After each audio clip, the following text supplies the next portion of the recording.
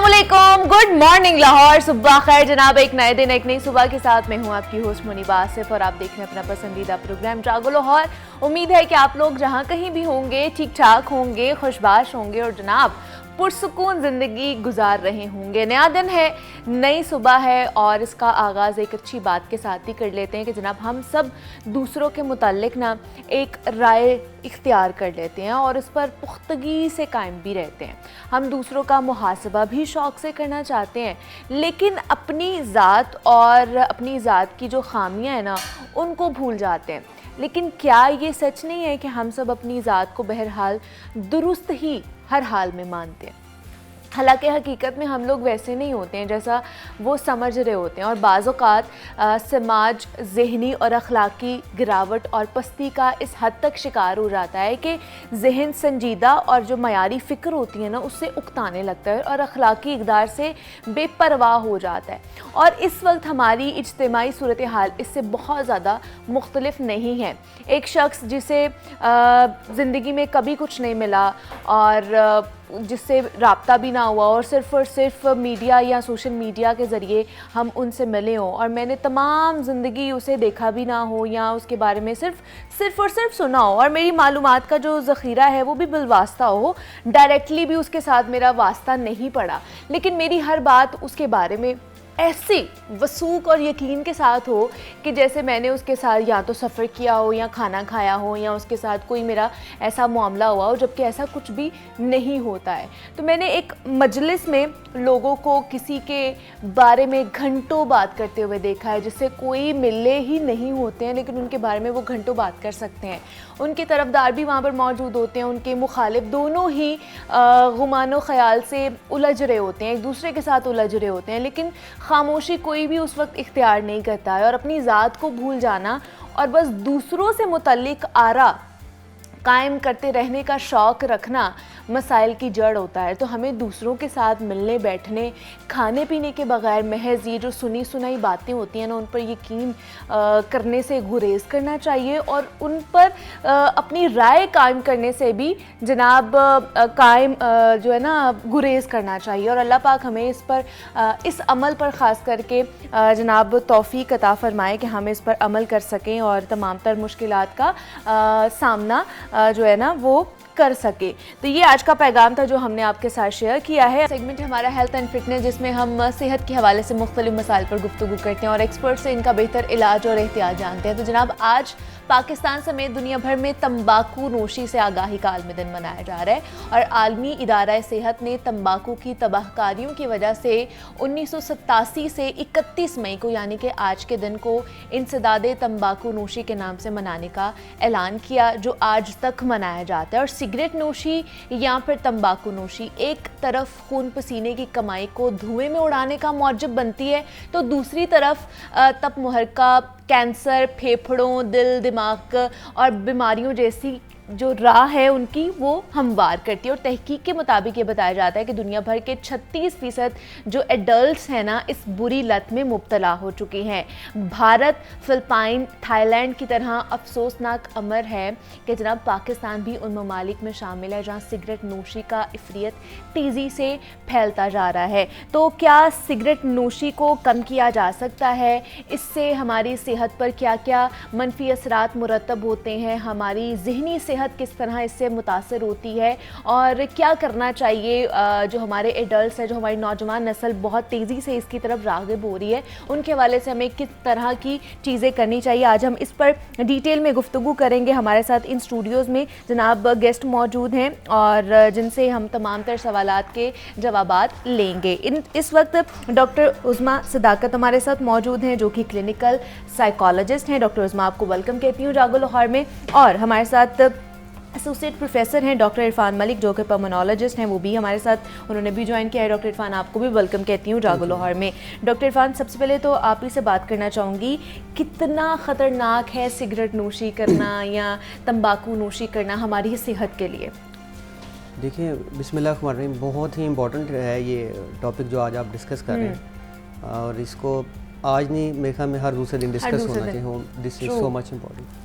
एक मुताद अंदाजे के मुताबिक पाकिस्तान में 1,63,000 लोगों की इससे डेथ होती है। ओह सो आप इमेजिन करें, कोविड हम कहते रहे उसकी हर साल। Oh my God. जिनमें से 31,000 वो हैं जो कि सेकेंड हैंड स्मोकिंग की वजह से जिनकी डेथ होती है, प्राइमरी नहीं होते, दूसरा स्मोक कर रहा है उनकी वजह से इसका इफेक्ट से उनकी डेथ होती है। तो इससे कौन सी डिजीज़ नहीं होती, ये सवाल पूछते तो ज़्यादा मेरे लिए था मुश्किल जवाब देना। लेकिन आई थिंक कोई भी ऑर्गन ले लें, it involve almost every organ जिसको ये डैमेज कर सकता है, from the lips to toe, from lungs to heart to brain to kidney, any organ अगर आप उसका लें तो उसको इनडायरेक्टली या डायरेक्टली ये बिल्कुल हिट करता है। ठीक है, और ये इसका एक पहलू तो डिजीज़ के लिहाज से है, दूसरा जिस इकोनॉमिकल क्राइसिस से हम गुजर रहे हैं, हमारे इकोनॉमिकल बर्डन पर्सनली भी, और surprising for you people is के टू द कंट्री टू, इसकी जो इंडस्ट्री जो रेवेन्यू जनरेट करती है पाकिस्तान को, वो तकरीबन 161 बिलियन रुपीज़ है, 161 अरब रुपये। इससे जो डिजीज़ काज होती हैं उसके लिए जितना हम खर्च करते हैं वो 617 अरब। सो ये दोनों लिहाज से किसी सूरत भी हम जो है ये नहीं समझते कि चाहे वो आपकी जिस्मानी डिजीज़ की बात हो, जहनी डिजीज़ की बात हो, आपकी इकोनॉमिकल लिहाज से आपके घर की, आपके कंट्री, दोनों को ये डैमेज कर रहा है। सो ये बहुत इंपॉर्टेंट पॉइंट टू अंडरस्टैंड है। That is the reason. आपको पता है इस साल जो उन्होंने स्लोगन आपको दिया है वो है grow food not tobacco. Very important slogan. देखिए जो ये टबैको इंडस्ट्री है ग्लोबली, इसमें एक मोहतात अंदाजे के मुताबिक 1 मिलियन जो है बच्चे एज अ लेबरर काम कर रहे हैं, और ये 300 हेक्टर एरिया है आपका जिसमें आप टोबैको ग्रो कर रहे हैं इन 120 कंट्रीज। अगर आप इस एरिया को सारे के सारे एरिया को कन्वर्ट कर दें टुवर्ड्स द एग्रीकल्चर एरिया, तो उससे जो इकोनॉमी जनरेट होगी, उससे जो रोजगार मिलेंगे, उससे जो फूड मिलेंगी, तो आप देखें इम्पैक्ट कितना स्ट्रॉन्ग है, कितना विशियस सर्कल चल रहा है और कितने अरसे से चल रहा है। और अनफॉर्चुनेटली ये डिस्पाइट कि हमने सिगरेट पे की डब्बी पे इतने बड़े बड़े शक्लें भी बना दी हैं, लेकिन फिर भी लोग इम्पैक्ट अब तो थर्ड वर्ल्ड कंट्री में बहुत डॉक्टर इरफान ये अंदाजा लगाएं कि सिगरेट की एक डब्बी कितनी महंगी हो गई है, फिर भी नहीं, लेकिन मैं आपको बताऊं, ये पहली दफा हमने देखा कि इसने इम्पैक्ट डाला है, बिलीव मी। हाँ, पहली दफा लोग कहना शुरू हो, सब सिगरेट बड़ी महंगी हो गई, तो ये होना चाहिए।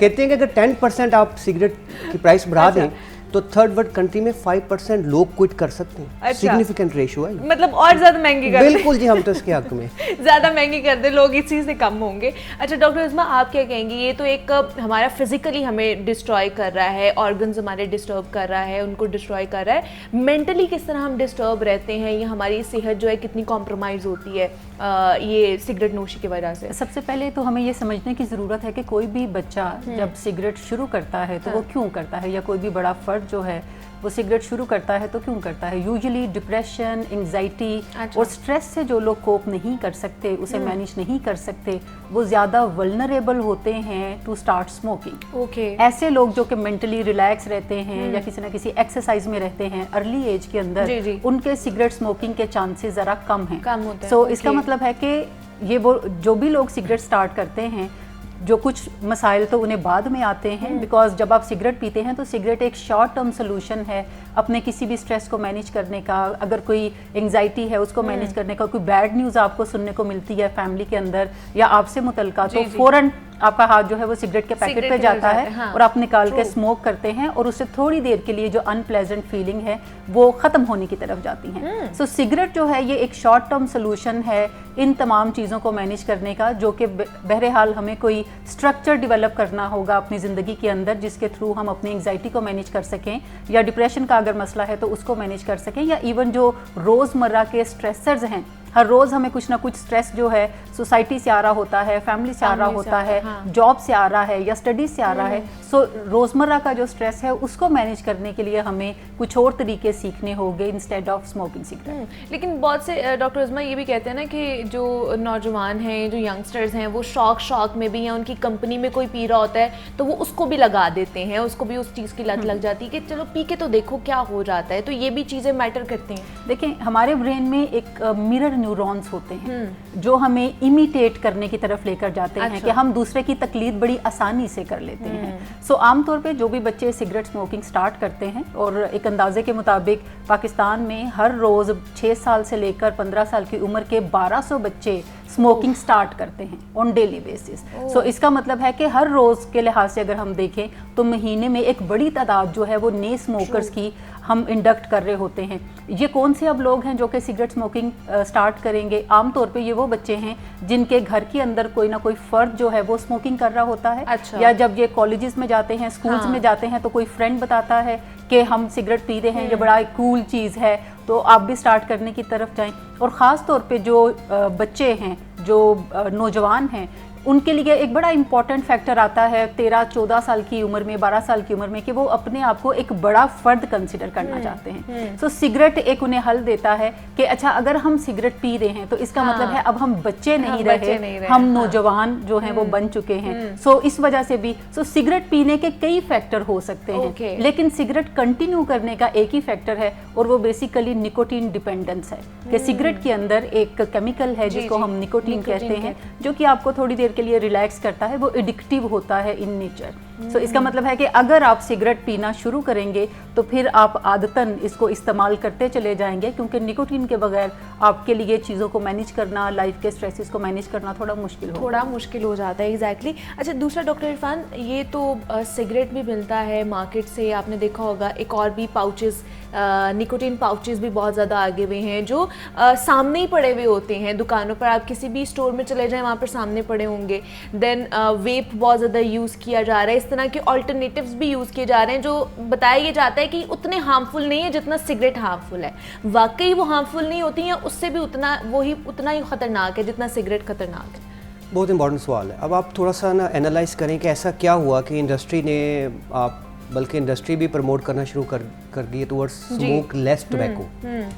ये आपकी यंगस्टर को काबू करने का एक नया तरीका है। आफ्टर सम इयर्स जो स्मोक वाली टोबैको है उसको रिप्लेस कर दिया जाएगा with this whole industry. Believe me, मैं I live in Johar town, तो हमारे भी अभी रिसेंट पास्ट में ये शॉप्स ओपन होना शुरू हो गई, और सरप्राइजिंगली वहाँ पे फीमेल जो है क्लाइंट वो ज़्यादा है। This is alarming for us specifically. देखिए, cigarette is injurious for both genders, true, but believe me, मैं रेस्पिरेटरी पॉइंट ऑफ से बात करूँ कि जो फीमेल सिगरेट स्मोक करती हैं उनमें COPD जो डेवलप होती है वो अर्ली डेवलप हो जाती है। COPD एक ऐसी डिजीज़ है जो कि प्रोग्रेसिव डिजीज़ है, बिहेव लाइक एस्थमा करती है और ज़्यादा ख़तरनाक होती है। सो ये मैं क्योंकि लंग्स के लिहाज से बात कर सकता हूँ, तो ओवरऑल मेरा ये ख्याल है कि जो मेकअप है फीमेल्स का वो उनको ज़्यादा प्रोन करता है ख़तरनाक बीमारियों से, स्मोकिंग से। तो ये जो वेपिंग है या अदर है, ये किसी सूरत भी काम नहीं है। अच्छा। ये बिल्कुल एक समझ लें कि दिल को बहलाने के लिए गालिब ख्याल अच्छा है, टेक्निकली ऐसी बिल्कुल बात नहीं है। और अक्सर हमारे यंगस्टर क्या होते हैं कि वो वेप से शुरू करते हैं और एंड वो इसी सिगरेट पे आके करते हैं। ये एक स्टार्ट ऑफ सिगरेट भी हो सकता है। एक और इंटरेस्टिंग आपको मैं बात बताऊँ कि देखिए, स्मोकिंग पे इतने साल से ये हो रही थी, और जब इसके बारे में एडवर्स इफेक्ट आए तो शायद उस पर इतने आर्टिकल या इतनी रिसर्च नहीं लिखी जा चुकी जितनी वेपिंग की, जो कि शॉर्ट लिव्ड है। अभी आई थी वेपिंग जो है, आप देखें कि vaping induce lung injury, vaping induce जो चेस्ट डिजीज हैं, वो उस पर बेतहाशा चैप्टर्स आर्टिकल्स आ चुके हैं। तो ये बड़ा आई ओपनर है फॉर अ पल्मोनोलॉजिस्ट कि इतनी शॉर्ट टाइम पे vaping which we consider relatively कि ये लेस इंजूरियस है, उसने इतनी ख़तरनाक डिजीज़ काज करना शुरू कर दिए। तो ये जहन से निकाल दें कि ये दोनों अल्टरनेटिव हैं और लेस हार्मफुल हैं। अच्छा। ये इक्वल हार्मफुल हैं। और जो दूसरी इसकी प्रॉब्लम ये है कि ये जिस एटमॉस्फेयर में कर रहे होते हैं, उस एटमॉस्फेयर में यूजुअली लोग ग्रुप की शक्ल में कर रहे होते हैं, तो वो जो एटमॉस्फेयर है वो भी उतना ही हार्मफुल है जितना जो वेपिंग करने वाला है। ये लोगों का कुछ कंसेप्ट ये है कि ये जो वेपर्स बाहर फेंकता है ये लिक्विफाई होते हैं, ये उस तरह नहीं करते। तो बिल्कुल एब्सोल्युटली रॉन्ग, ऐसा नहीं है।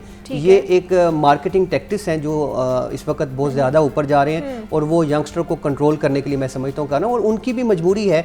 आफ्टर सम ईयर, मुझे एग्जैक्ट ईयर की याद नहीं, कोड नहीं कर सकता, they will convert smoke cigarette to smokeless cigarette. ये उनकी एक पॉलिसी है जिसपे वो मतलब जितना एक सिगरेट का धुआं जो है हार्मफुल हो सकता है, उतना ही वेपिंग का भी वो हार्मफुल हो सकता है। अच्छा, जो पैसिव स्मोकर्स स्मोकर्स होते हैं उनके हवाले से बताइए, वो भी इन्हीं तमाम तर बीमारियों का शिकार हो सकते हैं? जी ऑलमोस्ट इक्वल टू दैट। मतलब इसको मैं हमने ज़्यादा उस वक्त डिस्कस किया जब शीशा आया। जब शीशा स्मोकिंग स्टार्ट हुई तो उस पर काफ़ी रिसर्च होना शुरू हुई, पता लगा कि जो शीशा स्मोक करते हैं वो 1 घंटे में 100 सिगरेट के इक्वल होता है, लेकिन जो अंदर उस एरिया में कर रहे होते हैं वो भी इक्वली ऑलमोस्ट उतने ही सिगरेट स्मोक कर रहे हैं। तो इसकी वजह ये है कि एक तो वो एक्सहेल भी कर रहे हैं और फिर मल्टीपल लोग स्मोक कर रहे हैं, तो क्वांटिटी जो है वो एटमॉस्फेयर में रहती है। सो ये बिल्कुल गलत है कि अगर कोई आप सिगरेट नहीं पी रहे और आपके साथ वाला सिगरेट पी रहा है तो आप बचे हुए no, this is not right. आप भी इक्वली COPD डेवलप कर सकते हैं, yes to some extent, relatively कम। लेकिन देखिए मैंने आपको बताया कि 1,63,000 लोग सिगरेट से डेथ हो रही है, तो 31,000 वो भी हैं जो ना सिगरेट पीते हुए भी उनकी डेथ हो रही है। और ये तो देखिए एक फैक्टर हम इस स्मोक के लिहाज से बात करते हैं, एक हमारी वो भी ख्वातीन है जो बेचारी लकड़ी वाला चूल्हा जलाती हैं, हाँ वो भी वही उसी डिजीज का शिकार हो रही है। और दूसरा हम लाहौर में रहते हैं, आपको पता है यहाँ पे आलूगी ऑलरेडी मैं कहता हूँ अगर सिगरेट का शौक है तो मगरिब के बाद आप सांस ले लिया करें बाहर जाके, तो वो भी दैट इज तो वो ज़्यादा आपको मेरे ख्याल से उतना ही नुकसान पहुंच जाएगा। अच्छा, जैसे डॉक्टर साहब ने कहा कि ख़वातीन इस साइड पे बहुत ज़्यादा आ रही हैं सिगरेट नोशी की तरफ, इसकी वजह क्या है, आपको क्या लगती है?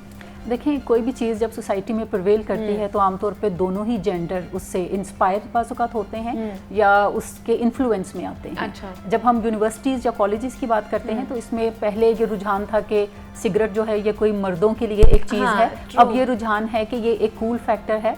आप ख़वातीन अगर हैं तो आप ज़्यादा मॉडर्न कंसिडर की जाती हैं अगर आप सिगरेट स्मोक करती हैं। सो ये जो मॉडर्न बनने का एक नशा है उसके लिए ख़वातीन ने भी इस फील्ड के अंदर कदम रख दिए और मर्दों के शाना बशाना जो है वो यानी कदम आगे बढ़ा रही है, बल्कि बाज़-औक़ात वो कुछ मर्दों से आगे भी चली जाती हैं। जैसे एक बात अभी डिस्कस हुई कि ख़वातीन का जो बॉडी का मेकअप है वो मर्दों के मुकाबले में ज़रा ज़्यादा वल्नरेबल होती है। फिर ख़वातीन ने एक प्रोसेस में फैमिली को भी इस्टेब्लिश करना होता है, बच्चे पैदा करने होते हैं। सो इसका मतलब है कि अगर कोई खातून किसी भी तरह का सिगरेट स्मोक करती है या कोई निकोटीन के ऊपर डिपेंडेंट है, सो इसका मतलब है कि मर्दों के मुकाबले में ज़्यादा उसके बुरे असरात जो हैं वो ख़वातीन के ऊपर होंगे। वही खातून कल को जब अपने बच्चों को परवरिश कर रही होगी तो परवरिश के अंदर गिफ्ट के तौर पे स्मोकिंग जो है वो भी बच्चों तक जाएगी। सो किसी भी खातून ने एक पूरे कुंबे की जिम्मेदारी उठानी है, जबकि जो मर्द है उसने अपनी जिम्मेदारी उठानी है और कमाने की जिम्मेदारी उठानी है। सो ये ज़्यादा एक डेंजरस अफेयर है जब कोई खातून ये करती है, लेकिन जब मर्दों के लिए भी कोई सेफ जोन नहीं है। अच्छा। मर्दों के लिए भी खतरात से पुर है। लेकिन क्या इससे बचा जा सकता है, अपने माइंड को डाइवर्ट किया जा सकता है कि अगर जो स्मोकर्स हैं वो किस तरह अपने आप को चेंज कर सकते हैं? लेकिन पहली बात जो समझने की है, बाज़-औक़ात आपने स्मोकर से एक फिक्रा सुना होगा कि स्मोकिंग छोड़ना कोई मुश्किल काम नहीं है। मैंने कई दफ़ा करके तो छोड़ी है, इसका मतलब है कि मैंने कई दफ़ा शुरू की है। ठीक, सो हमें ये समझने की ज़रूरत है कि कोई भी जो आदत होती है वो डर के, वो किसी अचानक हादसे की वजह से हम उसको तर्क नहीं करते। अच्छा। बल्कि हमें कोई जितने साल, अगर किसी ने 10 साल स्मोकिंग की है, 15 साल की है और फिर डॉक्टर एक दिन उसको बताता है कि आपको दिल का अटैक होने का खदशा है अगर आप स्मोकिंग नहीं छोड़ेंगे, और वो ये ख्याल करते हैं कि अब हम स्मोकिंग छोड़ेंगे, तो फिर उन्हें कोई स्ट्रक्चर अपना इस्टेब्लिश करना होगा। आमतौर पर जब हम स्मोकिंग छोड़ने की बात करते हैं तो इसको राइट वे तर्क ना करें। बल्कि देखें ज़रा कि क्या आप अपने आप को, अपने ब्रेन को थोड़ा इस साइड पे ला सकते हैं कि ये सिगरेट, अगर आप लेट से थोड़ा अपना रुझान तब्दील करें, थोड़े टाइमिंग इसके चेंज करें कि अगर आप खाने के बाद सिगरेट पीते थे तो अब आप खाने से पहले सिगरेट पीना शुरू कर दें। अच्छा। अगर आप शाम में सिगरेट पीते थे तो शाम की बजाय थोड़ा मगरिब के टाइम पे सिगरेट पी लें, ताकि अगर आप टाइम बदल सकते हैं और आपको लगता है कि मैं कंफर्टेबल हूँ उसके साथ भी और मेरा जो बॉडी का सिस्टम है वो भी एडजस्टेड है, तो दूसरा स्टेप इसके अंदर आएगा कि फिर आप अपने सिगरेट की तादाद को वैल्यूएट करें। और अगर आप लेट से 20 सिगरेट पीते हैं, जिसका मतलब है 1 पैक है, तो आप उसकी तादाद को कम करने की तरफ जाएं और ग्रेजुअली इसको यानी तर्क करें। और जब आप सिगरेट छोड़ने के मराहल में हैं तो अब उसके साथ साथ कोई अपनी सोशल लाइफ को ऐसे लोगों के साथ इस्टेब्लिश करें जो नॉन स्मोकर्स हैं। यानी अगर आपके फ्रेंड स्मोकर्स हैं और आप सिगरेट छोड़ना चाहते हैं तो ये लोग तो मददगार साबित नहीं हो सकते। सो नए फ्रेंड्स बनाना शुरू करें या ऐसे लोगों के साथ ज़्यादा टाइम स्पेंड करना शुरू करें जो कि स्मोकिंग नहीं करते और उनकी कंपनी में ज़्यादा रहें। फिर अगर आप घर में बैठ के सिगरेट पीते हैं तो एक काम ये भी करें कि जब भी सिगरेट पिएं घर से बाहर जाकर पिएं। सो अगर आप दिन में 20 सिगरेट पीते हैं और आपको 20 चक्कर बाहर के लगाने पड़ेंगे तो ऑटोमेटिकली उसकी तादाद थोड़ी कम होगी। यानी सिगरेट पीना अपने लिए थोड़ा मुश्किल बनाएं। ठीक है।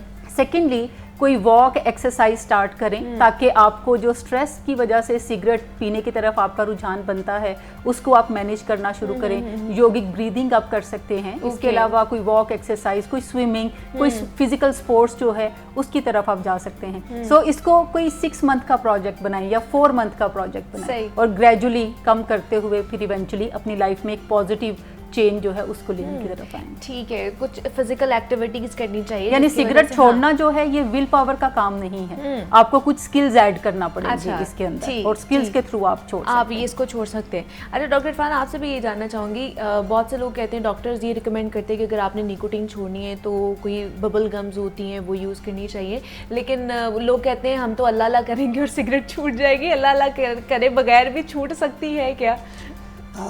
बहुत डिफ़िकल्ट टास्क। देखिए, इसमें 11 ईयर ऑफ माई प्रैक्टिस और हमारे सबसे फेमस जो पल्मोनोलॉजिस्ट हैं वो आगा खान में हैं, और वो बेचारे उनको कुछ और, उनको देख के एक चीज़ याद आती है कि यार ये सिगरेट स्मोकिंग की बात करेंगे। अच्छा, सारी काउंसलिंग सब कुछ कर लें जो बाहर वाले ममालिक भी आपको कहते हैं कि वो टेली मेडिसिन यूज़ करें, मोबाइल पे आपको रिमाइंडर दें, तो जो ट्रू सेंस में लॉन्ग क्विटिंग है वो बहुत बहुत कम है। अब प्रॉब्लम हमारी सोसाइटी में क्या है, हम ऐसे क्यों इस लत में पड़ गए? तो जो मेरी अंडरस्टैंडिंग है अब टिल नाउ, एक तो एज अ डॉक्टर हम लोगों के पास टाइम नहीं है काउंसलिंग का। मेरे पास एक पेशेंट आ रहा है, उससे मैंने सिगरेट छुड़वानी है तो मुझे टाइम देना है ना जिसको, जी, तो मैं उसको 15 मिनट दूँ कि मैं 6 मरीज़ देख लूँ। तो एज अ पल्मोनोलॉजिस्ट ये मैं एटलीस्ट कंसिडर करता हूँ कि सबसे बड़ा हमारा इशू है।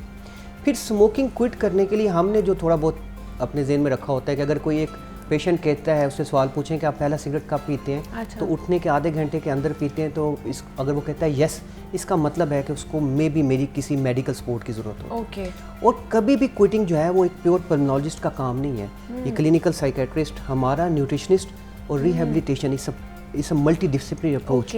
और हमारा अनफॉर्चुनेटली कोई एक सिंगल सेटअप प्राइवेट या गवर्नमेंट में भी इस प्रैक्टिस को नहीं करता। वो करता ये है कि मेरे पास पेशेंट आया, उसको डरा के छोड़ने की कोशिश करवाई जाती है। हालांकि पहली मुलाकात में अगर आप एक काम कर लें, उसे कह दें कि भी तू तारीख रख दे, जैसे रिश्ता लेने जाते हैं तो कहते हैं भी तू तारीख दे दे, तो अगर वो दे देगा तारीख, तो बिलीव मी पहला स्टेप आपका हो गया। सो मेरी जो पहली क्विटिंग का जो स्टेप होता है वो यही होता है, पहले उसको इंटेंसिटी बताना। अच्छा। वो 1-2 टेस्ट होते हैं हमारे पास, पायरोमीट्री वगैरह, वो करवा कर उनको थोड़ा सा डरा देते हैं, ये चीज़ है आपके, अब आप बताएं कि आपने कब छोड़नी। सही। अगर वो मुझे 6 महीने की भी डेट दे दे तो मैं उसको बुरा नहीं कंसिडर करूँ। ओके। सो दिस इज चलिए एटलीस्ट सोचा तो ना कि मैंने छोड़नी है, और वो ऊपर लिख देते हैं कि जी ये है। और देन एक दफ़ा मैं ज़रूर इन लोगों की हेल्प लेता हूँ कि जी ये लोग उसको मोटिवेट करके अगर भेज देते हैं मेरे पास दोबारा वापस, और वो कहता है मैं 1 मंथ के बाद कर दूंगा, तो ये बड़ा ही मुश्किल और चैलेंजिंग है, बड़ा ही टाइम कंज्यूमिंग है। हाँ, जहाँ पे आपको लगता है कि ये ट्रू सेंस में ये एडिक्टिव है, तो definitely you need help of medical therapy like nicotinic. यहाँ पे एक और सवाल डालना चाहूँगी। अब मेरे जैसे फादर हैं, वो कोई 70 साल हो गए हैं उनको, और 70 साल के हैं वो माशाल्लाह, और वो कब से पी रहे हैं, और जब भी हम उन्हें कहते हैं ना कि थोड़ा हाथ होला रखें, थोड़ी छोड़ने की कोशिश करें, कहते हैं बेटा तब से कुछ नहीं हुआ, इतने साल हो गए पी रहे हूँ, तो अब क्या होगा? तो इस तरह की सोच भी है जो नहीं जाती है, उसका क्या करें हम? देखिए बिल्कुल ऐसे ही है, सारे बंदे कुएं में छलांग मारे तो सारे तो नहीं ना मरते। अच्छा देखिए, ये एक मंतक बड़ी स्ट्रॉन्ग है। हमारे अक्सर जो पेशेंट है वो हमें कहते हैं डॉक्टर साहब तुसी सानू रोक दो, साढ़े जेडे बुजुर्ग से 150 साल बाद उनकी डेथ हुई है। लेकिन बड़े फैक्टर इसमें हो सकते हैं। मैं अगर ऑब्जर्व करूँ, एक तो हमारे जो अब जनरेशन है ना, वो कभी भी अपने आप को उन बुजुर्गों से कंपेयर ना करें जिन्होंने देसी खुराकें खाई हैं। हम लोग लाहौरी तो पता नहीं क्या क्या खा बैठे हैं, तो उनके अंदर क्या चीज़ें हैं वो उनको खुद आइडिया होना चाहिए। और दूसरी बात है कि stress is a very important factor in our society. हमारी सोसाइटी में स्ट्रेस बहुत ज़्यादा है हर लेवल पे, चाहे आप उसको एक 6 महीने के बच्चे को उठा के आप देख लें, या 2 साल की क्लास को उठा के देखें, या हाई लेवल पे जो कि अपनी सारी चीज़ें अचीव कर चुका हो। इस स्ट्रेस को कम करने के लिए हमें सोशल मीडिया को इनएक्टिव और सोशली एक्टिव होना चाहिए। जो मैं अक्सर ये बात समझाता हूँ, ये बिल्कुल भी हम लोग नहीं करते। हम फिजिकली बिल्कुल एक्टिव नहीं हुए। फिजिकली देखें, अब मैं ये मोटिवेट कर दूँ कि आपने जाना है जी फलां जिम ज्वाइन करना है, फलां ज्वाइन करना है, ना जी ना, we don't have the capacity to go, we are not that motivational. हाँ, अक्सर मेरी रिकमेंडेशन ये होती है कि आप एक साइकिल लें, कमरे में रखें, टीवी आपने देखना है, जो भी देखना है सामने बैठ के साइकिल तो चलाया जा सकता है। सो फिजिकली एक्टिविटी जो है वो आपको रिलैक्स करती है, ऐसे हार्मोन प्रोड्यूस करती है जिससे आपकी विल पावर स्ट्रांग होती है। आप स्मोकर को स्मोकिंग छुड़वा के उसको किसी चीज़ पे तो शिफ्ट करवाएंगे। सो ये चीज़ हमने अंडरस्टैंडिंग करने की कोशिश करनी और इसको एज अ फैमिली मैटर हमने डील करना है। तो मेरे ख्याल में हो सकता है, बट अगेन टाइम कंस्ट्रेन हमारा as a doctor community we have to understand कि ये प्रॉब्लम जो है इसके लिए counselling is the first step जिसके लिए हमें टाइम देना है, और वो यूजुअली हम नहीं देते। मेरी अंडरस्टैंडिंग अप टिल नाउ, मतलब ये एक पूरी चेन है ना, न्यूट्रिशन की, एक डॉक्टर की, एक साइकोलॉजिस्ट की, जो मिलकर एक आपकी काउंसलिंग करते हैं, आपको मेडिकेशन पे डालते हैं, आपकी डाइटरी हैबिट्स जो है वो चेंज करते हैं ताकि आप इस जो बुरी लत है इससे बाहर निकल सकें। क्या लास्ट कमेंट करना चाहेंगी डॉक्टर उस्मा? यही कमेंट है कि सिगरेट पीना आपका एक फ़ैसला है जो कि आप टीनेज में यूजुअली करते हैं, और अपनी टीन एज के अंदर कुछ ऐसे आपको डिसीजंस करने की ज़रूरत होती है जो कि इवेंचुअली आपकी 70 साल ज़िंदगी पे एक बड़ा इम्पैक्ट डाल रहे होते हैं, जिसमें एक एजुकेशन का फ़ैसला है, जिसमें अपने पेरेंट्स के साथ रिस्पेक्टफुल रहने का फ़ैसला है। ड्रग्स या सिगरेट भी उसी में से एक फ़ैसला है, और सिगरेट जो है वो ड्रग्स की राह भी हमवार करती है। सो टीन एज में अगर आप एक बेहतर फ़ैसला कर लेंगे स्मोकिंग ना करने का, तो यकीनी तौर पे इसका ना सिर्फ आपकी हेल्थ पे काफ़ी अच्छा असर पड़ेगा, आपके सोशल सेटअप के ऊपर, सोशल सर्कल पे काफ़ी अच्छा असर पड़ेगा, बल्कि आप काफ़ी पैसा भी बचाकर अच्छी जगहों पर इन्वेस्ट कर सकते हैं। ट्रू, बिल्कुल ऐसे ही है। है। बेहतर फैसले करना सीखेंगे। बेशक ऐसे ही है। डॉक्टर इरफान, आप क्या लास्ट कमेंट करना चाहेंगे, क्या पैगाम देना चाहेंगे? देखिए, सिगरेट एक नशा है, इसका कोई दूसरा नाम नहीं है, और ये गेटवे टुवर्ड्स एडिक्शन है। बिल्कुल उन्होंने ठीक कहा। और right no in the economical crisis I think इस तरफ ना जाया जाए, और अगर आप लाहौर में रह रहे हैं फिर सिगरेट की बिल्कुल ज़रूरत नहीं है आपको, ठीक है? फिर तो आप ये समझे कि आप सिगरेट ही पी रहे हैं। हमारे साथ डॉक्टर उस्मा सदाकत क्लिनिकल साइकोलॉजिस्ट मौजूद थी। डॉक्टर उस्मा, बहुत शुक्रिया आपके वक्त का कि आप यहाँ पर आई, और डॉक्टर इरफान मलिक भी हमारे साथ मौजूद थे, पल्मोनोलॉजिस्ट हैं। डॉक्टर इरफान, आपका भी बेहद शुक्रिया कि आप भी यहाँ पर आए। और जनाब, तंबाकू नोशी के हवाले से, सिगरेट पीने के हवाले से हम बात कर रहे थे कि किस तरह जनाब इससे बचा जा सकता है। यहाँ पर एक छोटी सी ब्रेक लेते हैं और मिलते हैं इस ब्रेक के बाद।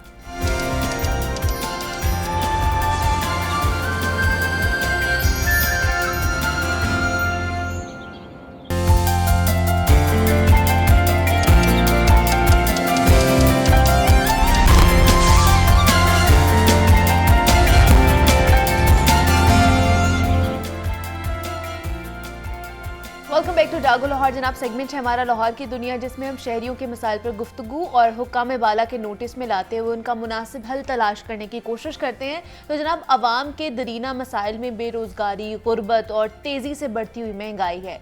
और महंगाई का ये आलम है कि अशय खुर्दनोश, दालें, चावल, आटा, घी, तेल अब गरीब की दस्तरस से तकरीबन बाहर हो चुके हैं। और जो गरीब पहले एक वक्त की रोटी का आदा था, वो आधी और आधी रोटी वाले फाका कशी करने पर मजबूर हो चुके हैं। इदारा शुमारियात के इदाद-ओ-शुमार के मुताबिक अगर मैं आपको बताऊं तो एक साल के दौरान सालाना बुनियादों पर महंगाई की शरह 12% से बढ़कर 36% से ज़ायद हो चुकी है, जबकि हफ्तावार बुनियाद पर महंगाई की शरह 14% से बढ़कर 45% से ज़ायद हो चुकी है। जहां महंगाई से हर शोबा मुतासर हुआ है, वहीं महंगाई का जो असर है वो अद्वियात पर भी पड़ा है। गरीब बेचारा अब बीमार होने पर भी मरने को तरजीह देता है, क्योंकि दवा दर्द देने लगी है। रवा साल के दौरान अद्वियात की कीमतों में होशरुबा इजाफा कर दिया गया है, और जान बचाने वाली अद्वियात समेत कैंसर, दिल, शुगर और दीगर तमाम अमराज की अद्वियात अब पहुंच से बाहर हो चुकी हैं। रवा साल के दौरान मुल्क में अद्वियात महंगी होने के तमाम तर जितने भी रिकॉर्ड थे ना, वो टूट गए हैं। महंगी होने वाली अद्वियात की लिस्ट बहुत ज़्यादा लंबी है। कौन कौन सी अद्वियात कितनी महंगी हुई है, हुकूमत इन पे कंट्रोल करने में क्यों नाकाम है, और अद्वियात की कीमतों में कमी के लिए क्या क्या इकदाम किए जा सकते हैं, इस पर आज हम बात करेंगे। इन स्टूडियोज़ में हमारे साथ इस वक्त मौजूद हैं सीनियर नुमाइंदा लाहौर न्यूज़ हैं, सजाद काज़मी साहब हैं। सजाद साहब, आपको वेलकम कहती हूँ जागो लाहौर में। कैसे हैं आप?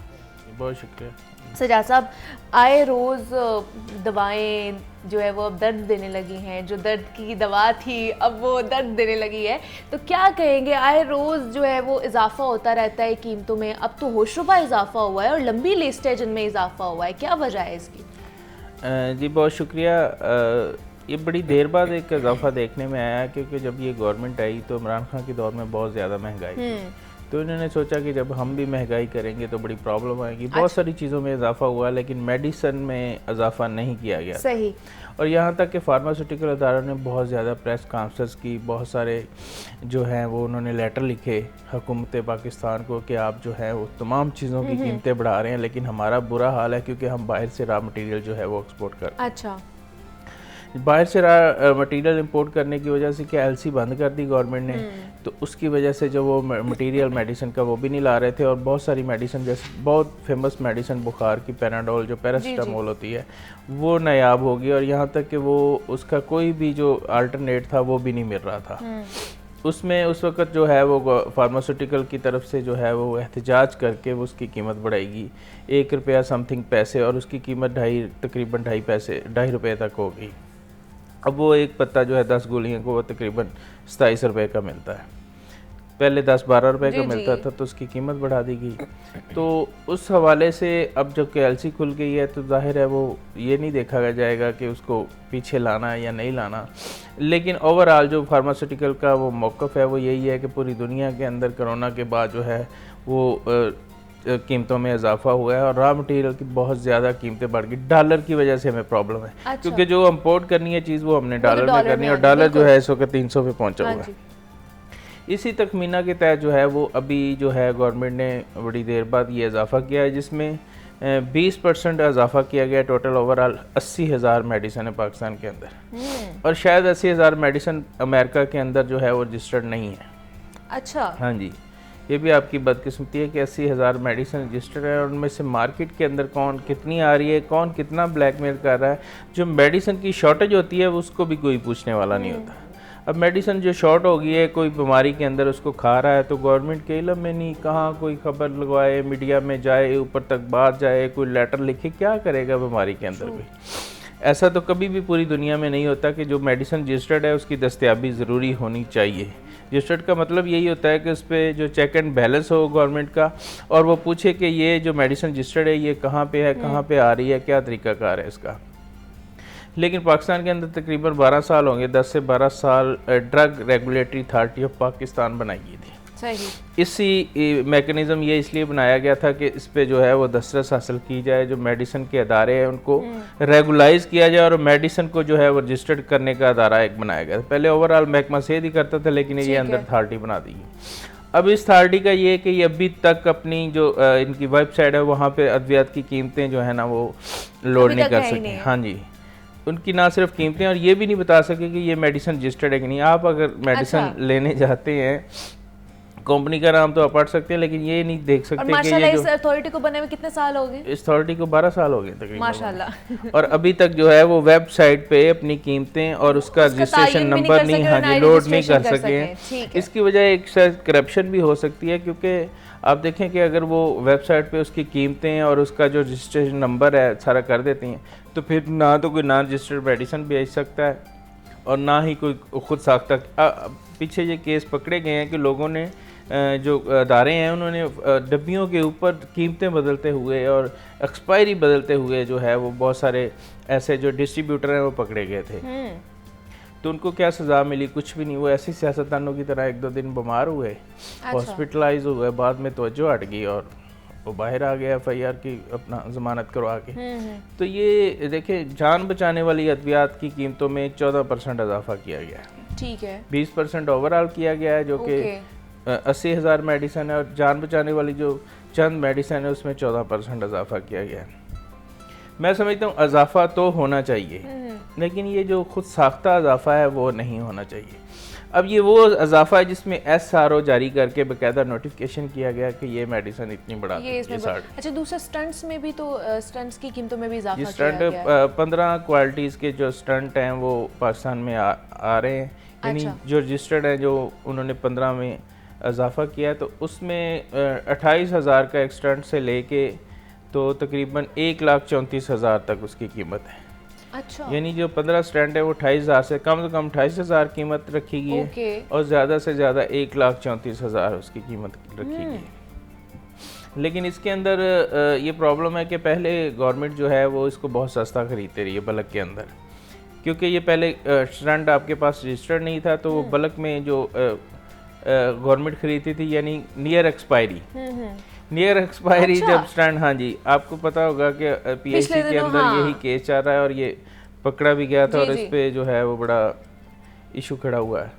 तो वो नियर एक्सपायरी खरीद लेते हैं, तो उनको वो कह रहे हैं कि हमारे पास स्पीड इतनी है पेशेंट की कि हम जल्दी से इनको ना एक्सपायर होने से पहले डाल देते हैं। तो नियर एक्सपायरी जो आपको स्टंट मिलता रहा है वो बहुत सस्ता मिलता रहा है, यानी 4-5 हज़ार का स्टंट मिल गया गवर्नमेंट को बल्क के अंदर, तो उसने हजारों लाखों स्टंट खरीद के और तो ये एक्सपायरी भी यूज होते रहे हैं, ये भी और बाद में ये हुआ कि वो अगर वो वक्त पे नहीं डाले गए तो वो एक्सपायरी हो गए और एक्सपायरी भी डाले जाते एक्सपायरी का केस भी है, इससे नियर एक्सपायरी तो दूर। लेकिन जो मेडिकल का कानून है वो 6 माह पहले एक्सपायरी से आप जो इस तरह की चीज को यूज नहीं कर सकते हैं, 6 माह पहले कर सकते हैं, यानी उसके बाद कोशिश करें कि कम की जाए, उसको अलहदा कर दिया जाए। लेकिन दूसरा ये फार्मासिस्ट जो है वो कहते हैं ये कानून है कि अगर आप 6 माह एक्सपायरी के बाद भी इसको यूज़ कर सकते हैं, क्योंकि जब अदारे एक्सपायरी रखते हैं तो उसको वो देख के रखते हैं ताकि इसका कोई अगर गलती से चली भी जाए किसी को तो वो उसको नुकसान ना हो, ये हवाला दिया जाता है। और इसमें मौजूदा सूरत हाल यही है कि अद्वियात की कीमतों गवर्नमेंट की तरफ से जो इजाफा किया गया गरीब के लिए तो बहुत बड़ा इजाफा है ना, उनके ऊपर तो एक बॉम्ब गिराया गया, पहले महंगाई की शराब देके काम अब आम आवाम को नहीं पता। मैं अगर मेडिसिन लेने जाता हूँ बाजार के अंदर तो एसी फाइल सिरप देखें तो उसकी कीमत 103 रुपए से 100 से ऊपर होगी है, वो तकरीबन 35 रुपए से शुरू हुआ 2 साल पहले, 2 साल 35 रुपए कीमत थी, पिछले साल उसकी मेरे ख्याल 60 साल से। अब उसका किसी ने नहीं पूछा कि इसका 40 से 50 रुपए जो इजाफा हुआ है वो किस तरह हुआ है, किसने किया है, कौन करता है, कीमतों का तयन कौन करता है? ये ड्रैप भी करती है और बाज़ दफ़ा ड्रैप ने भी कुछ ऐसी ड्रग इंस्पेक्टर जो लाहौर के थे, उन्होंने कुछ ऐसी मेडिसिन पकड़ी थी जिसमें ड्रैप के अंदर रेट और था उनका, और डब्बी के ऊपर ज़्यादा लिखा हुआ था। इसका मतलब है कि चेक एंड बैलेंस नहीं है। अगर गवर्नमेंट, दूसरी अफसोस की बात यह है कि ड्रैप जो है drug regulatory authority of Pakistan Punjab को अपना डाटा नहीं भेजती। पंजाब का मेडिसिन की कीमतों के अंदर कोई तल्लक नहीं है, वो सिर्फ चेक एंड बैलेंस रख सकते हैं। और चेक एंड बैलेंस इस सूरत में रख सकते हैं कि आप उनको डाटा भेजें कि हमने फ़लाँ दवाई की कीमत बढ़ा दी है और ये उसका रजिस्ट्रेशन नंबर है। वो डाटा आपके ड्रग इंस्पेक्टर जो फील्ड में जाता है उसके पास हो, जो मेडिकल स्टोर पे पहुंचता है उसके पास ये डाटा ही नहीं है कि वो पैनाडोल को पढ़ता है और पैनाडोल देखता है, पैनाडोल लिखी है उसके ऊपर कीमत लिखी है, वो उसको छोड़ के आ जाता है। अब ये नहीं देखता कि गवर्नमेंट की तरफ से इसके ऊपर क्या कीमत तय हुई है। ये सूरत हाल। ठीक है सजाद साहब, आपसे मज़ीद भी बात करूंगी। अभी एक और गेस्ट ने हमें टेलीफोन लाइन पर ज्वाइन किया है, नूर महर साहब हैं जो कि सदर ड्रग लायर्स फोरम है, उनसे बात करते हैं। नूर साहब बहुत शुक्रिया आपके वक्त का। हमें बताइएगा, स्काइप से उन्होंने हमें जनाब ज्वाइन किया है। नूर साहब बताइएगा, अद्वियात की कीमतें क्यों बढ़ाई जा रही हैं और ये जो अज़ खुद इजाफा किया जा रहा है, आपके ख्याल में इसकी क्या वजूहात हैं? जी, ये अज़ खुद इजाफा तो हम इसको नहीं कह सकेंगे। अभी 19 मई को जो है एक SRO जो जारी हुआ है, इस SRO इस ऑर्डर के तहत जो तमाम जो अद्वियात हैं वो जो कैंसर और दीगर इंसुलिन है इसकी तो 14% और बाकी जो तकरीबन 80,000 अद्वियात हैं यकमुश्त जो है उसमें जो है 20% इजाफा कर दिया गया है। तो ये जो इजाफा है ये मैं समझता हूँ कि 20% इजाफा नहीं होना चाहिए था इतनी ज़्यादा दवाइयों में। ये पाकिस्तान की तारीख में थोड़ा ज़्यादा है, क्योंकि 15% पहले हुआ था 27 नवंबर 2013 को। तो फिर हमने एहजाजी मुजाहरे वगैरह किए, यंग फार्मासिस्ट एसोसिएशन ने, पाकिस्तान ड्रग लॉयर फोरम ने, तो नवाज शरीफ साहब ने वो वापस ले लिया था। तो फिर फार्मास्यूटिकल कंपनीज जो हैं वो कोर्ट में चली गई। सिंध हाई कोर्ट का स्टे जो है वो 5 साल चलता रहा, नून लीग की हुकूमत 5 साल चलती रही, लेकिन साकिब निसार साहब ने जो है उसको लीगलाइज कर दिया, जो कि 522 अरब की जो है करप्शन मैं समझता हूँ कि फार्मास्यूटिकल कंपनियों को वापस करने थे, लेकिन वापस नहीं हुए। तो अब जो ये इजाफा है, तो अब तो 20% जो है वो इजाफा किया गया है। नूर साहब, तो क्या अब आप लोग इसके हवाले से एहतजाज करेंगे, आवाज़ उठाएंगे, क्योंकि ये तो अवाम पे एक और ज़्यादा बोझ डाला जा रहा है? बोझ तो है, लेकिन अब फार्मास्यूटिकल कंपनीज का ये कहना है कि डॉलर डिवैल्यूएशन हुई है रॉ मटेरियल्स की इंपोर्ट में, और ख़ास तौर पे जो फिनिश प्रोडक्ट बाहर से आ रही है वो डॉलर में वारा नहीं खा रही। लेकिन मैं समझता हूँ कि ये इजाफा 20% के बजाय ये 7 या 8% से ज़्यादा नहीं होना चाहिए था। तो इसको हुकूमत को चाहिए कि ज़्यादा इजाफे के बजाय सिर्फ वो फार्मास्यूटिकल कंपनीज की ना सुने बल्कि आवाम की, पब्लिक की भी सुने, क्योंकि हुकूमत पर बहुत ज़्यादा प्रेशर था और फार्मास्यूटिकल कंपनियां जो हैं वो ब्लैक मार्केटिंग और बहुत सारे जो डिस्ट्रीब्यूटर हैं वो मार्केट में दवाइयाँ ला नहीं रहे थे, और ये प्रेशर हुकूमत पे था कि वो जो है रॉ मटेरियल इंपोर्ट नहीं हो रहा, एलसीज नहीं खुल रही, और इस वजह से तो मैं समझता हूँ कि हुकूमत को चाहिए कि इस पे एलसीज जो है उसका आसान तरीका बनाए, और स्टेट बैंक ऑफ पाकिस्तान और इसाक डार साहब जो हैं फार्मास्यूटिकल के साथ मिलें, उनके मसाइल हल करें। लेकिन इतनी ज़्यादा इजाफा जो है, गरीब आवाम जो महंगाई के हाथों पहले मरे हुए हैं, इतना ज़्यादा इजाफा 20% इजाफा जो है वो नाकाबिले बर्दाश्त होगा। और ख़ास तौर पे जो अद्वियात की कीमतें बढ़ाने की जो ड्रग प्राइसिंग पॉलिसी 2018 है वो उसके तहत गाजर, मूली, तेल और जो एक महंगाई की शरह है कंज्यूमर प्राइस इंडेक्स के तहत अद्वियात की महंगाई की शरह भी उसके साथ मुंसलिक की जा रही है। तो मैं समझता हूँ कि ये बिल्कुल गलत है और इसको जो है रिव्यू करना चाहिए, और लाजमी है कि अद्वियात का जो है आम जो कमोडिटीज़ हैं या ज़रूरत की चीज़ें हैं उनके साथ इसका कंपैरिजन बनता ही नहीं है, किसी सूरत नहीं बनता, क्योंकि दवाई जो है वो मजबूरी होती है। और अभी जो है पहली दफ़ा तारीख में बाकायदा तौर पर जो इस हुकूमत ने स्टंट्स और तो मेडिकल डिवाइसेस की बिल्कुल ऐसे ही है। तो मुझे ये बताइए नूर साहब कि ऐसी क्या मजबूरियां हैं कि इतना ज़्यादा इजाफा किया जाता है, आवाम के ऊपर बोझ डाला जाता है, महंगाई का एक और बम गिराया जा रहा है अद्वियात की कीमतों की सूरत में, कौन सी ऐसी मजबूरियां हैं? मजबूरियां जो फार्मास्यूटिकल क्योंकि ताकतवर हल्के होते हैं, और जो खुदा तरस जो डॉक्टर्स वगैरह होने चाहिए, पॉलिसी मेकर्स होने चाहिए, वो ख़ास ख्याल नज़र नहीं आते। और जो प्रेशर ग्रुप्स हैं वो हुकूमत पे इतना ज़्यादा प्रेशर देते हैं कि हुकूमत घुटने टेक देती है और वो कहती है कि जी अगर दवाइयों की कीमतें ना बढ़ी तो हम मजीद शॉर्ट कर देंगे दवाइयाँ। और मैं समझता हूँ ड्रग एक्ट 1976 के तहत तो अद्वियात जो है वो शॉर्ट करना जो है खिलाफ वर्जी एक कानून है, लेकिन इस पे अमल दरामद नहीं हो रहा, और दवाइयों की कीमतों का रिकॉर्ड भी बाकायदा जो है सूबों के पास और मरकज़ में पूरी तरह नहीं है, और इसमें बहुत ज़्यादा इंप्रूवमेंट की ज़रूरत है। और जो भी मरीज़ चाहे महंगी दवाई भी खरीद रहा है मजबूरन, तो वो भी उसका भी एक हिसाब किताब और वेबसाइट पे अद्वियात कीमतें होनी चाहिए, और एक ही साल्ट, एक ही मालिक्यूल की जो कीमत है वो 20-20 अलग-अलग है। तो 50-50 एक ही दवाई 50 कंपनियां बनाती हैं, तो हर की कीमत जो है आप दूसरी, चौथी, पांचवी कंपनी की जो कीमत है वो फर्क जो है ना वो ठीक नहीं है। एक ही दवाई है, एक ही साल्ट है, वो 780 रुपए का भी है और 50 रुपए का भी है, 49 रुपए का भी है। तो मैं समझता हूँ कि इसमें हुकूमत को जो है जेनेरिक मेडिसिन सिस्टम जो है आना चाहिए, उसमें 1 मॉलिक्यूल 1 प्राइस, एक साल्ट एक प्राइस जो है इस पे जो है ना जेनेरिक सिस्टम में होना चाहिए। और हर बड़े अस्पताल में जेनेरिक फार्मेसी जो है गवर्नमेंट खोले, और जो अपने टेंडर में तो सस्ती दवाइयाँ गवर्नमेंट लेती है, 100 रुपए वाली चीज 10 रुपए की लेती है, लेकिन पब्लिक को वो 100 रुपए की खरीदनी पड़ती है। तो इसमें खुदा तरसी करना जो है निज़ाम को बदलने की जरूरत है। जेनेरिक मेडिसिन सिस्टम आने से जो है इसमें मैं as a pharmacist, as a lawyer मैं गवर्नमेंट की मुआवनत भी करना चाहता हूँ। इस पे जो है हमें बैठ के जो तमाम स्टेक होल्डर्स के साथ बैठ के आम गरीब मरीजों के लिए सोचना पड़ेगा। बिल्कुल ऐसे ही, ये बड़ा अच्छा आपने फार्मूला दिया है, और ये अगर इसके ऊपर अमल दरामद होता है तो बहुत रिलीफ भी मिलेगा। लेकिन जिस तरह आप फार्मास्यूटिकल कंपनीज की बात कर रहे हैं, तो वो क्या इतनी माफिया जो है इतना स्ट्रांग हो चुका है कि हुकूमत भी उनके आगे घुटने टेकने पर मजबूर हो चुकी है और उनकी बातें सुन रही है, ना कि आवाम को रिलीफ पहुंचाया जा रहा है? देखें, पहले जब जो है पिछली जो मुस्लिम लीग नून की हुकूमत थी उन्होंने काफ़ी मुज़ामत की थी अद्वियात की कीमतें बढ़ाने में। अब शहबाज शरीफ साहब ने पहले 5-6 महीने तो बहुत इसमें मुज़ामत की, लेकिन पैराडोल के मामले में 3 दफ़ा पैराडोल की कीमत जो है वो बढ़ानी पड़ी, पैरास्टामोल की कीमत बढ़ानी पड़ी है इनको। मैं समझता हूँ कि अभी मजीद जो है उसमें 20% मजीद इजाफा हो जाएगा, तो इस पर जो है काफ़ी सवालिया निशान है। तो पिछले इस हुकूमत ने जनवरी में भी पैरास्टामोल की कीमतें बढ़ाई, फिर फरवरी में भी बढ़ाई, और अभी जो है मजीद बढ़ गई हैं। तो मैं समझता हूँ कि अवाम के जो हालात हैं पहले पतले हैं, तो हुकूमत को चाहिए कि जेनेरिक जो मेडिसिन पॉलिसी है और तमाम सूबे जो हैं वो जेनेरिक मेडिसिन के असूल के तहत अद्वियात की खरीदारी करें।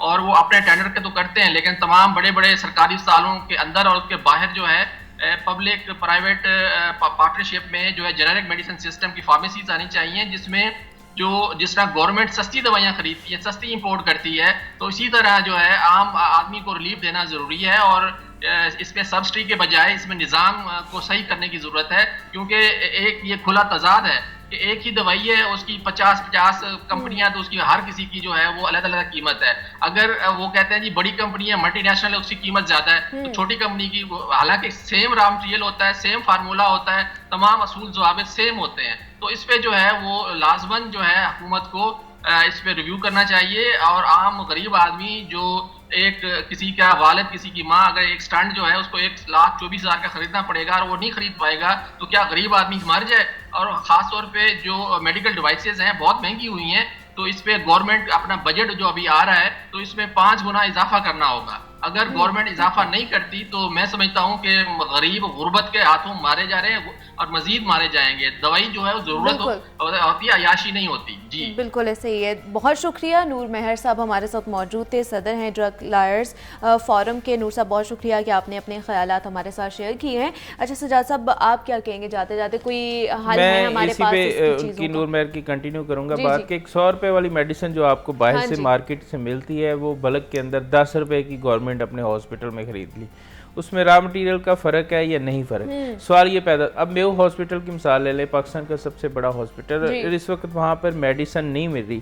वज़ीर आला पंजाब ने वहाँ पे विजिट किया और कहा कि जिसको हार्ट अटैक हो 24 घंटे के अंदर उसको स्टेंट डाला जाए। एंजियो प्राइमरी एंजियोप्लास्टी उसको कहते हैं, फौरी तौर पर की जाए। लेकिन दो महीने हो गए वहाँ पे प्राइमरी एंजियोप्लास्टी बंद है, स्टेंट ख़त्म हुए हैं, उसका जो एंजियोग्राफी का मटीरियल वो भी नहीं है। तो ये सस्ती जो इनको मेडिसिन मिलती हैं उसके बावजूद अवाम को जो है वो तंग किया जाता है। वहाँ पे लड़ाई पड़ी हुई है, एमएस के पास पावर नहीं है मेडिसिन की, एमएस कहता है जी मैं क्या करूँ। सीओ के पास अख्तियार है, सीओ का बस नहीं चल रहा, उसको वो प्रोफेसर हैं चूंकि, तो उनको पता नहीं है कि मेडिसिन को खरीदते और कंपनी से डील कैसे करते। तो ये प्रॉब्लम बहुत सारी, ये दरीना मसाइल हैं जिन पर जनाब हमने बात की है कि हमारा जो सेहत का शोबा है वो कहाँ पर लैक कर रहा है। सजाद काज़मी साहब हमारे साथ मौजूद थे। सजाद साहब बहुत शुक्रिया आपके वक्त का। यहाँ पे छोटी सी ब्रेक लेते हैं, मिलते हैं इस ब्रेक के बाद।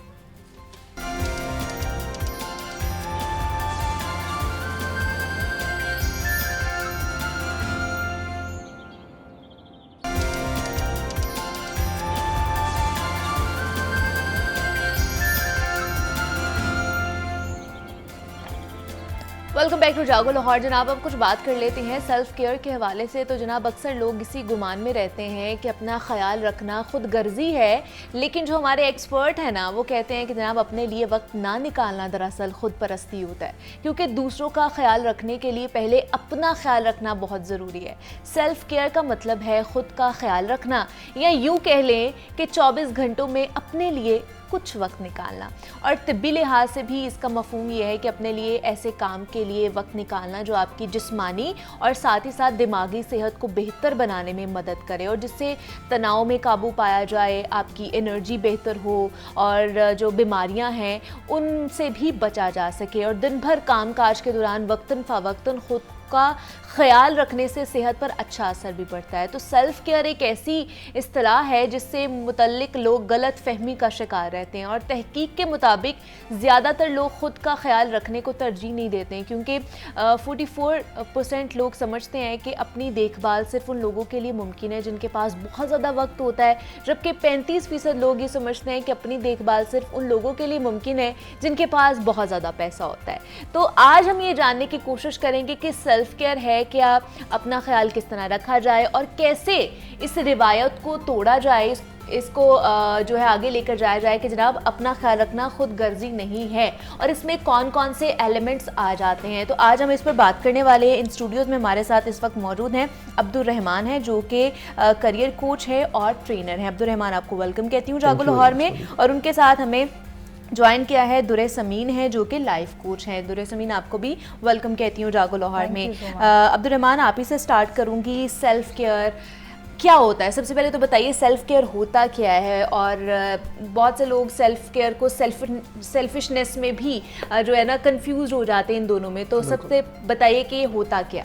First of all thank you very much Muniba कि आपने इतने सेंसिटिव और इतने इम्पॉर्टेंट टॉपिक के ऊपर आज बात की और एक स्क्रीन के ऊपर आप इस टॉपिक को लेकर आई ताकि लोगों को एजुकेट किया जा सके।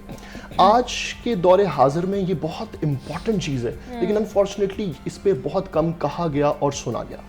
आपने एक लफ्ज़ यूज़ किया सेल्फ केयर, तो इसमें दो वर्ड्स यूज़ हुए, one is self and the other one is care. पहले हम डिफाइन कर लेते हैं कि सेल्फ क्या है। ये जो सेल्फ जिसकी केयर के बारे में हमें कहा जा रहा है वो सेल्फ एक्चुअली है क्या?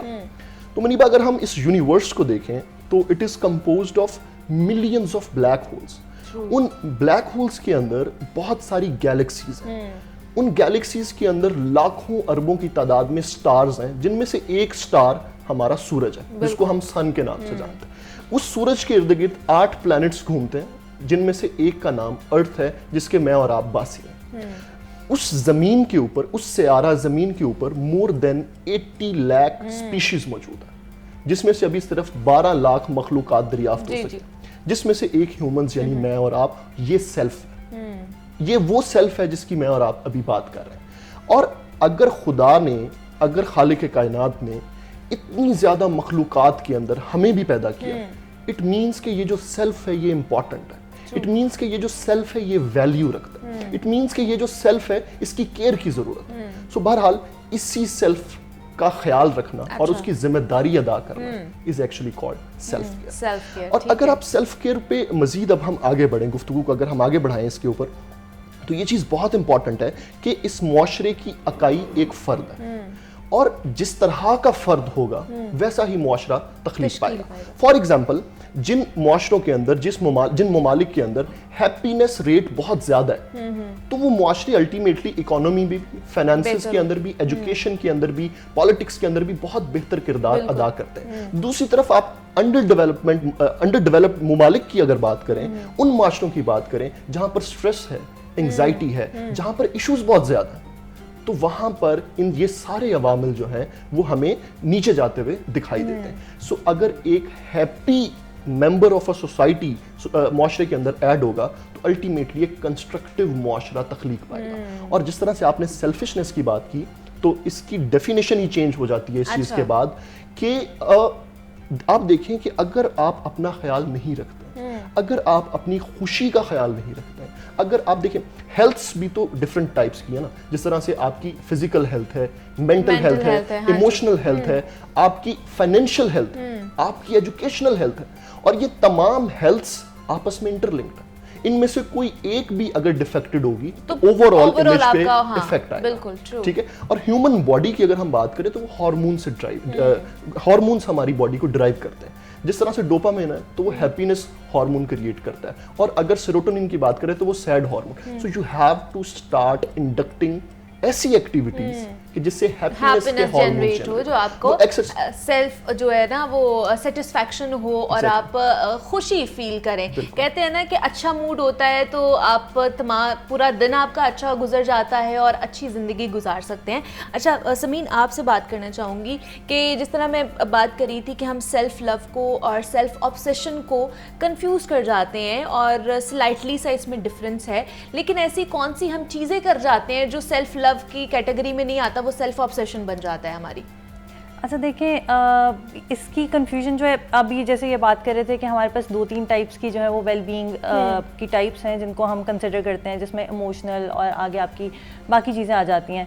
बेसिकली समटाइम्स ऐसा हो जाता है कि लोग अपनी फिज़िकल वेलबींग में इतना ज़्यादा इंडल्ज हो जाते हैं कि वो एक ऑब्सेशन वाली साइड पे चल जाता है। फॉर एग्जांपल, अगर आप कोई वर्कआउट करता है तो वो इतना ज़्यादा वर्कआउट करना शुरू कर देता है कि उसका सारा फोकस जो है मेनली वो अपनी बॉडी बनाने के ऊपर है, तो that is called an obsession. ऐसी कोई भी चीज़ जिससे आपकी लाइफ डिस्टर्ब हो रही है या आपके इर्द गिर्द वाले लोग डिस्टर्ब हो रहे हैं, आपकी फैमिली डिस्टर्ब होती है, वो आपकी ऑब्सेशन कहलाएगी। वो आपकी सेल्फ केयर से 2 स्टेप आगे निकल जाएंगे आप। तो इट्स बेटर कि हम सेल्फ केयर को सेल्फ केयर तक ही रखें। ये सारी चीज़ें बहुत अच्छी हैं, रेगुलरली एक्सरसाइज करना, अपनी डाइट का ख्याल रखना, ये सब कुछ करना, लेकिन we have to make sure कि हम उसको ऑब्सेशन में डेवलप नहीं करें, हम उसको अपनी केयर तक ही रखें।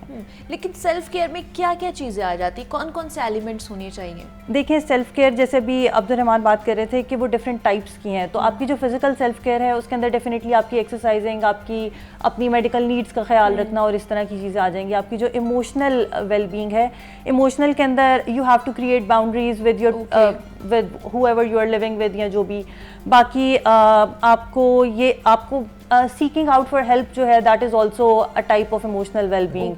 आप किसी सिचुएशन में हैं और आपको ये नहीं पता कि मैंने हेल्प कैसे मांगनी है और वो आपको मजीद स्ट्रेस आउट कर देता है।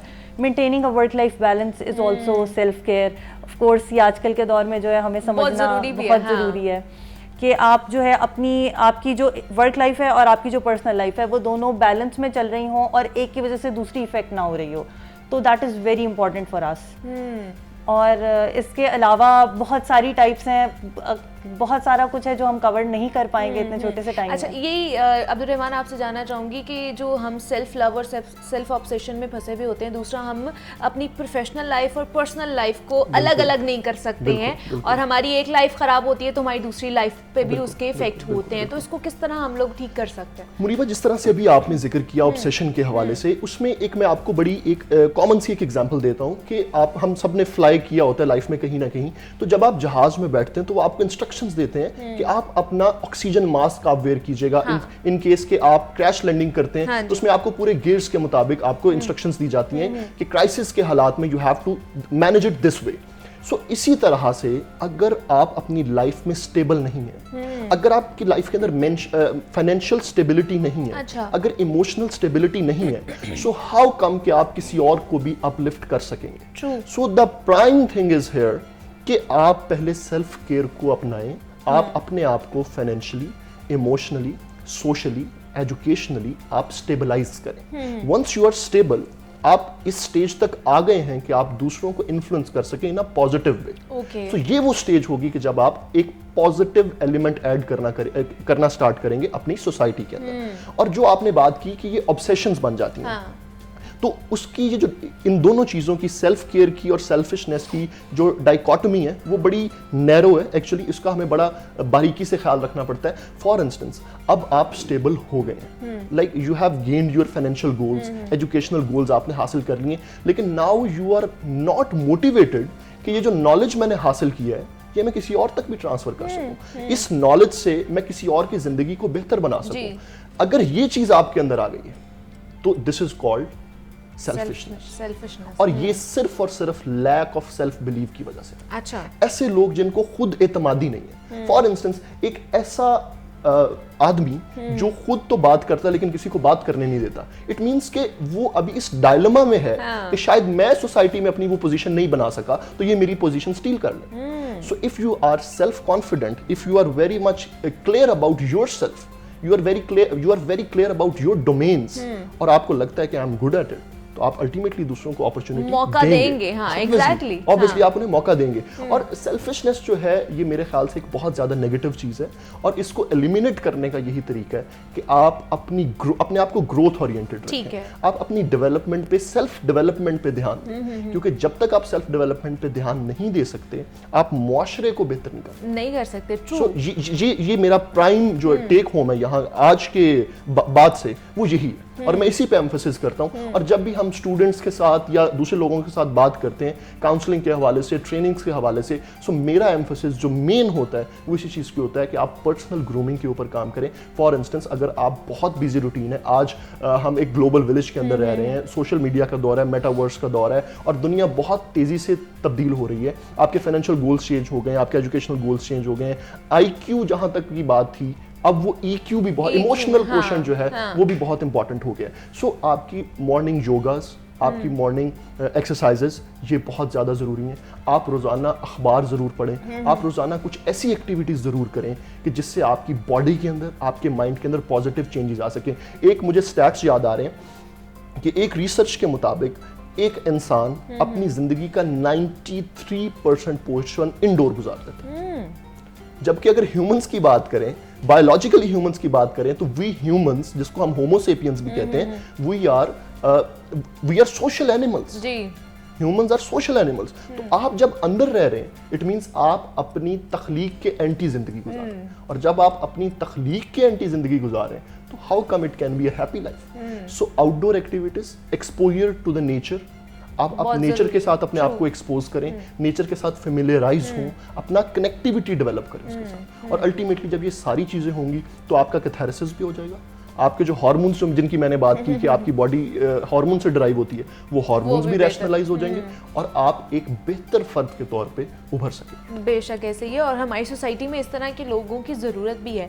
अच्छा, जो यंगस्टर्स हैं समीन, उनके हवाले से आप क्या कहोगे? बिकॉज़ हमें ये लगता है कि हमें अगर सेल्फ़ केयर में अपने लिए वक्त थोड़ा सा निकालना चाहिए, और हम वो अपना वक्त ज़्यादातर सोशल मीडिया यूज़ करते हुए गुजार देते हैं, कोई क्रिएटिविटी नहीं इस तरह की लेकर आते अपनी लाइफ में, किसी से जाकर मिलते नहीं है, सिर्फ social media scroll down scroll up कर रहे होते हैं और उसमें हमारा टाइम गुजर जाता है। तो यंगस्टर्स के लिए आप क्या कहेंगी, वो किस तरह सेल्फ लव को एक अच्छे तरीके से लेके चल सकते हैं?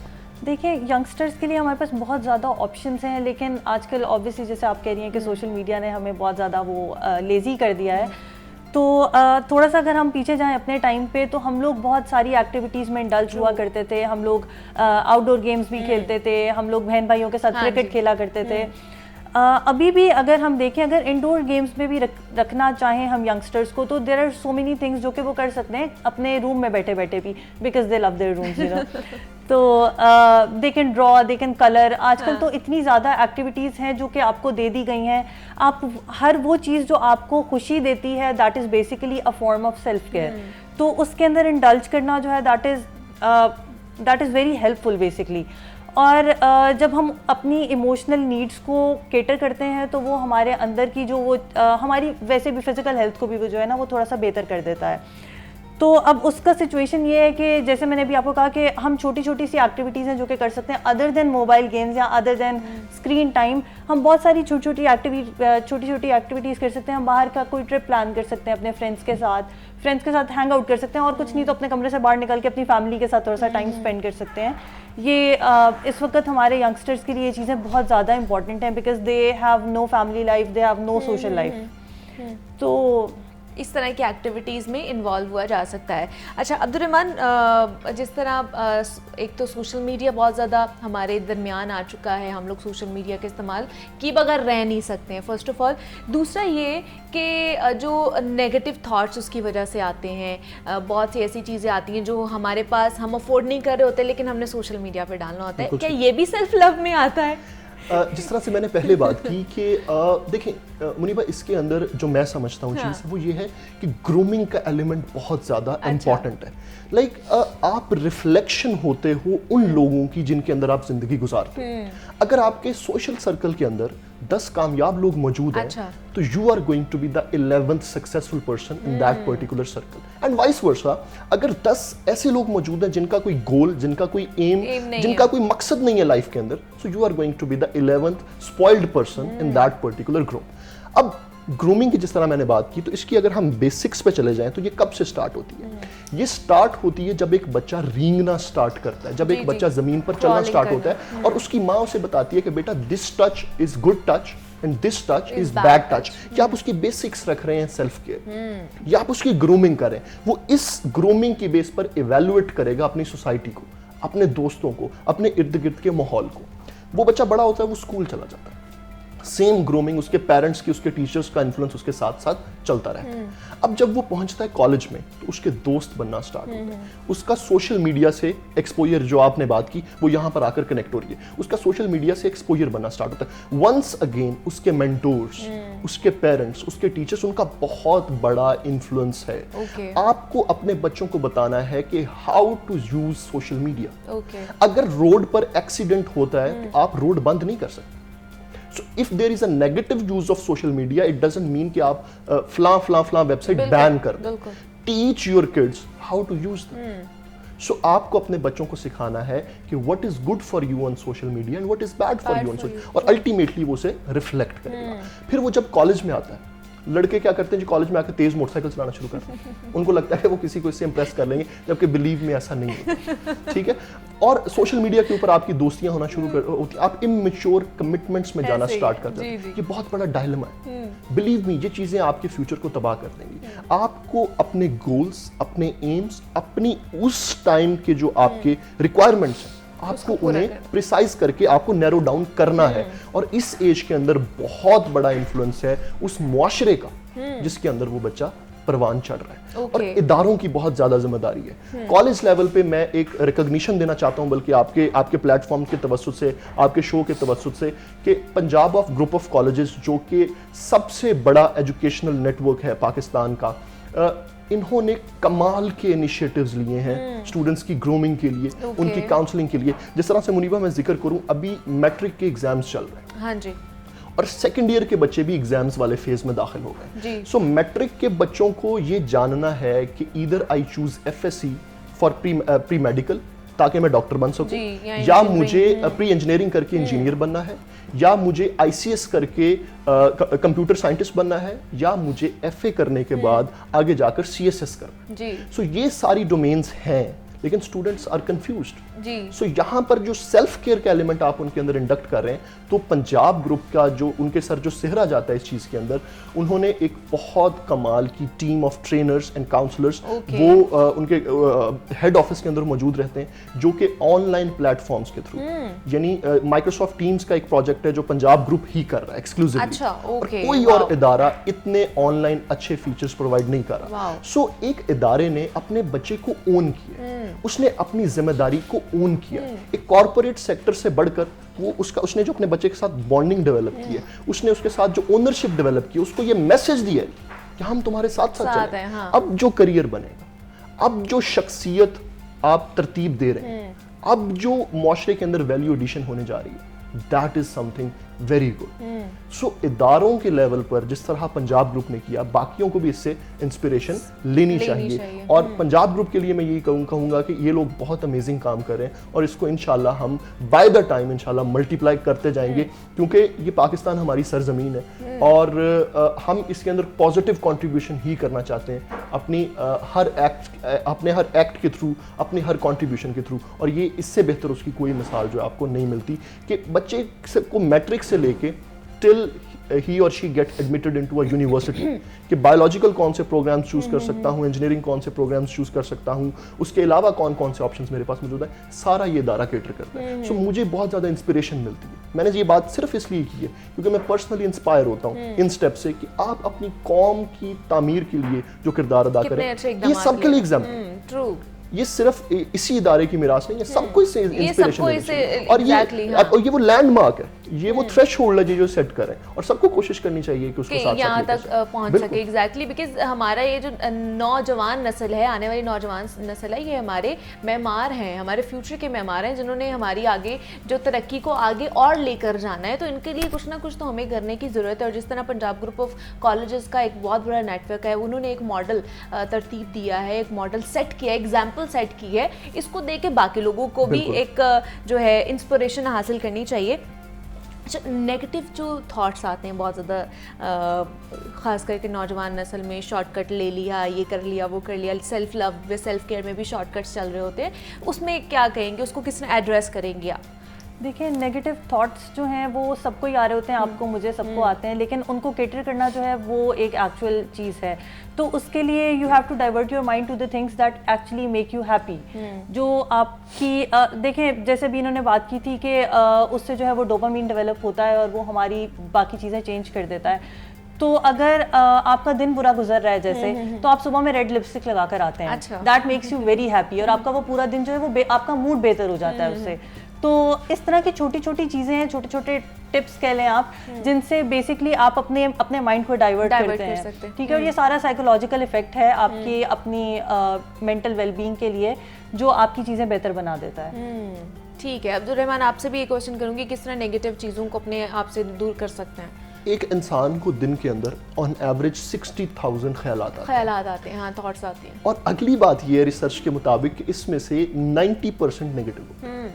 सो इट मीन्स, अच्छा, अब ये नेगेटिव क्यों होते हैं? ये एलिमेंट ऑफ फियर से होते हैं, लैक ऑफ कॉन्फिडेंस की वजह से होते हैं। इट मींस कि अल्टीमेटली जो फेयर का जो इमोशन है वो हमारे अंदर और इंड्यूस जो लोग चलते ही नेगेटिव थॉट्स के साथ है उनके लिए क्या कहेंगे? उनके लिए वो एक शेर उन्होंने कहा है ना कि इरादे बांधता हूँ, सोचता हूँ, तोड़ देता हूँ, कहीं ऐसा ना हो जाए, कहीं वैसा ना हो जाए। सो फेयर की जो डेफिनेशन है, जो नेगेटिव थॉट्स जिस तरह आपने बात की, मेरे नज़दीक अभी बैक स्टेज पे भी यही चीज़ डिस्कस हो रही थी कि ये चीज़ बहुत ज़्यादा इंपॉर्टेंट है। और ये जो लैक ऑफ कॉन्फिडेंस है, ये जो नेगेटिविटी, ये तब तक है जब तक आप पहला स्टेप नहीं ले लेते। आप तब तक खौफ ज़्यादा रहते हैं जब तक आप उतर कर उस चीज़ को नहीं देखते। And when you are into something, आपको लगता है yes I can do this and the world is mine, और आप जो है वो उसको जाते हैं और कॉन्क्वर करते हैं। और यही मेरा जो मैसेज है आज का कि आप get into the things, get them done, and yes you can do it. अपने आप पे बिलीव रखें और चलते रहिए, चलना शर्त। बिल्कुल ऐसे ही अपने आप पे बिलीव रखेंगे और हिम्मत करेंगे और मेहनत करेंगे तो आप ज़रूर अपनी मंजिल तक पहुंच सकते हैं। ना कि शॉर्टकट्स लेकर आप अपनी मंजिल तक पहुंचेंगे तो उसकी खुशी नहीं होगी, बाज़ाहिरी तौर पर तो होगी लेकिन इनर सेटिस्फेक्शन नहीं हो पाएगी कभी भी आपको। सेल्फ लव के हवाले से हम बात कर रहे थे। Abdurrahman trainer and career coach हमारे साथ मौजूद है। अब्दुर्रहमान, बहुत शुक्रिया आपके वक्त का कि आप यहाँ पर आए। और दुरे समीन भी हमारे साथ मौजूद थी, लाइफ कोच हैं। दुरे समीन, आपका भी बेहद शुक्रिया कि आप भी यहाँ पर आई। और जनाब, उम्मीद करते हैं कि आपको आज का प्रोग्राम पसंद आया होगा। मुझे इजाज़त दीजिए, कल आपसे दोबारा मुलाकात होगी। तब तक के लिए अल्लाह हाफ़िज़।